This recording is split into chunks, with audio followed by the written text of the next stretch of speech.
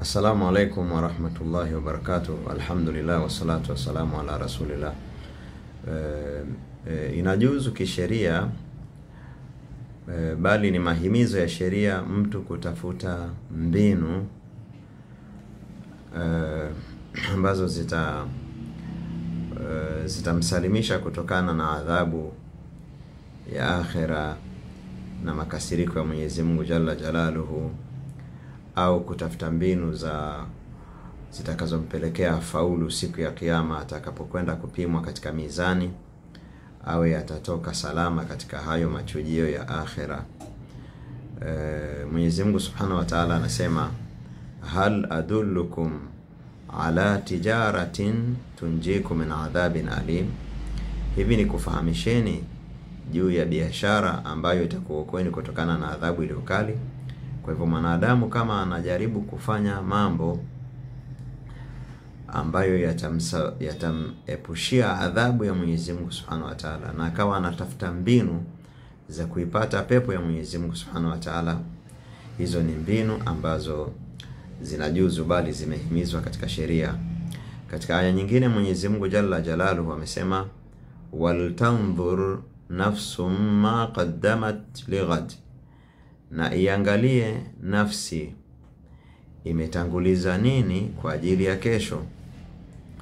Na neno wal tanzur, an-nadhar katika Qur'ani huwa lina maana ya kuangalia, kwa maana ya kuchunguza na kupiga mahesabu na kuangalia vipimo. Kwa hivyo mtu ameelezwa, Mwenyezi Mungu Azza wa Jalla amemueleza akifanya dhambi hii atapata kadhaa. Kuna madhambi makubwa amembainishia, madhambi madogo amembainishia, amali kubwa amembainishia, amali zenye malipo ya kawaida Mwenyezi Mungu Subhanahu wa Ta'ala amembainishia mwanadamu. Na utaona faida yake ni ili mwanadamu apige mahesabu. Hata anapokuwa na pesa anataka kutoa, anaangalia ni katika wajihi gani atapata thawabu nyingi zaidi, isije kuwa kwa pesa hiyo akatoa katika wajihi ambao anapata thawabu kidogo.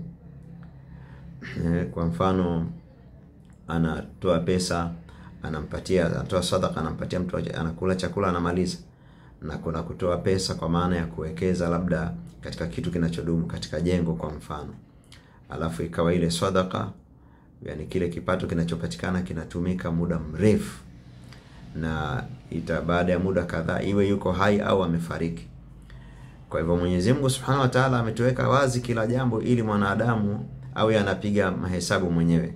Man jaa bil hasanati falahu ashru amthaliha wa man jaa bis sayyi'ati fala yujza alladhina amilu sayyi'ati illa ma kanu ya'malun, ambaye atatenda wema atalipwa mara 10, akitenda ubaya atalipwa mara 1. Haya yote ni Mwenyezi Mungu Azza wa Jalla ametuweka wazi ili kila mtu aweze apate nafasi ya kujitathmini, japo kwa maana ya jumla atakuwa akirejea kwa Mola wake, atakuwa ana fungu gani katika kheri ambalo litampelekea apate salama na kuepukana na adhabu ya Mwenyezi Mungu Subhanahu wa Ta'ala. Mimi nimekuja na moja katika njia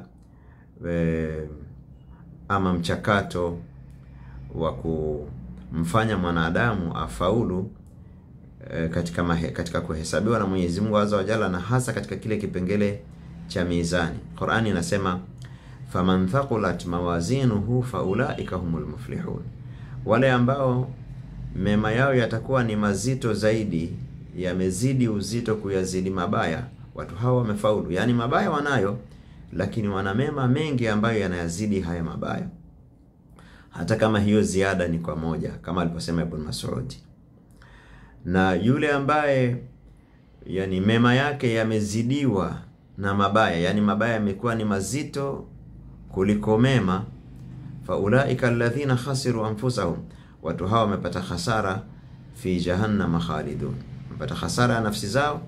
Yani hawakula hasara ya kupoteza mtaji wa pesa ama vitu, bali wamekula hasara ya kupoteza umri wao na uhai wao, na nafsi zao ndizo ambazo zitakuwa zimeingia katika hasara. Hii ni hasara kubwa kabisa kuliko hasara zote, na faida kubwa kabisa ni faida ya mtu kuiokoa nafsi yake kutokana na moto wa Jahannam. Mimi nimekuja na njia ambayo ina hatua kama 3 hivi. Hatua ya kwanza ni mtu baada ya kuwa amekuwa ni mu'min, amemwamini Mwenyezi Mungu Azza wa Jalla, kwa sababu hawezi kukubaliwa mtu matendo yake kama hakumwamini Mwenyezi Mungu Azza wa Jalla na akajiepusha na mambo ya ukafiri na ushirikina anayovunja imani. Baada ya kuwa amemwamini Mwenyezi Mungu Subhanahu wa Ta'ala, hapa jambo linalokuwa la kwanza ni mtu ajitahidi kwa kadiri awezavyo kutenda mema na kuacha mabaya, kwa kuwa hayo ni maelekezo ya Mwenyezi Mungu Subhanahu wa Ta'ala, na mtu akitenda mema anapata thawabu na akiacha mabaya kadhalika anapata thawabu. Katika mchakato wa mtu kupimwa katika mizani ni yapatikane mema ambayo ataiweka katika mizani ili yaangaliwe yana uzito gani. Kwa hivyo akifanya hatua hii atakuwa anacho cha kupimwa katika mizani. Hiki kinahatarishwa na mabaya, hasa yale ambayo ni mazito zaidi yatakayokaa upande wa pili wa mizani, yatakayoshindana na haya mema. Ajitahidi, hatua ya pili, ajitahidi kwa kadiri awezavyo, ajitahidi moja kwa moja, tusiseme kwa kadiri awezavyo, kuacha madhambi makubwa, kwa sababu hayo ni mazito sana katika mizani. Inaweza kuwa ni 1 au 2 au 3, lakini ni mazito sana katika mizani. Kwa hivyo yatakuwa yanatishia kunyenyua yale mema yake. Na Mwenyezi Mungu Subhanahu wa Ta'ala ametoa ofa kwa mtu ambaye anajiepusha na madhambi makubwa. Kwa hivyo akijiepusha na madhambi makubwa, itakuwa hakuna kitu kitakachonyenyua mema yake. Na Mwenyezi Mungu Azza wa Jalla ametoa ofa kwa mtu ambaye atajiepusha na madhambi makubwa, amepewa ofa ya kusamehewa madhambi madogo. Na hivi viwili ndivyo vinavyonyenyua mema ya mtu yakaonekana ni mepesi, madhambi makubwa na madogo. Makubwa kajiepusha nayo mwenyewe. Madogo Allah amempa ofa kwa sababu ya kujiepusha na madhambi makubwa, amempa ofa ya kumsamehe madhambi madogo. Intajitanibu kaba'ira ma tunhauna anhu nukaffir ankum sayiatikum wa nudkhilkum mudkhalan karima. Ikiwa mtajiepusha na madhambi makubwa ambayo tunakukatazeni, tutakusameheni makosa madogo na tutakuingizeni katika sehemu ambayo ni tukufu. Kama ni kabri, itakuwa ni kiwanja katika viwanja vya peponi, na siku ya kiyama utaingia katika pepo, mudkhalan karima. Kwa hivyo hatua ya kwanza ajiepusha na madhambi, hatua ya pili ajiepusha na madhambi makubwa.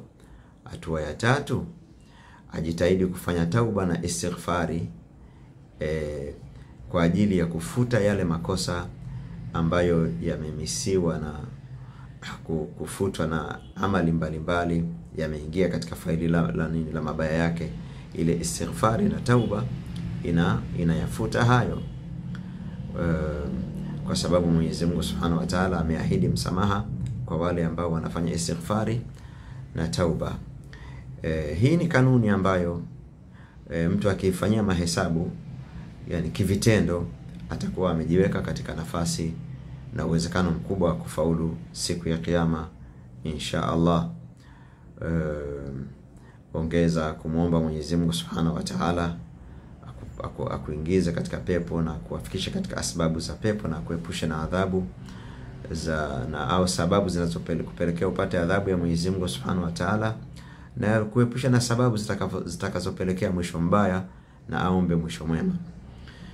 Sallallahu wa sallam wa baraka ala nabiyina Muhammadin wa ala alihi wa sahbihi ajma'in. Alhamdulillahi rabbil alamin.